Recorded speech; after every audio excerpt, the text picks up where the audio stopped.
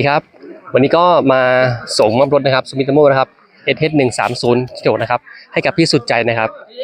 พี่ใจครับคันนี้เท่าไหร่แล้วครับผมคันที่สามแล้วครับผมใช้แล้วประทับใจมากประหยัดน้ำมันครับเยี่ยมอย่างนี้เลยทำงานทันใจครับผมใครไม่ได้ใช้ลองใช้ดูนะครับ เหมือนผมนี่จะติดใจ อาจจะมีคันที่สี่ครับผมครับผมก็คือประสิทธิภาพนี่รู้กันอยู่นะครับพี่ครับผมไวครับทันใจแล้วก็แรงครับทำงานครับขึ้นเขาลงห้วยได้สบายครับผมครับผมครับผมคันที่สามนะครับเดี๋ยวปีหน้าคันที่สี่มีแน่นอนนะครับผมขอบคุณมากครับพี่ใจครับสวัสดีครับ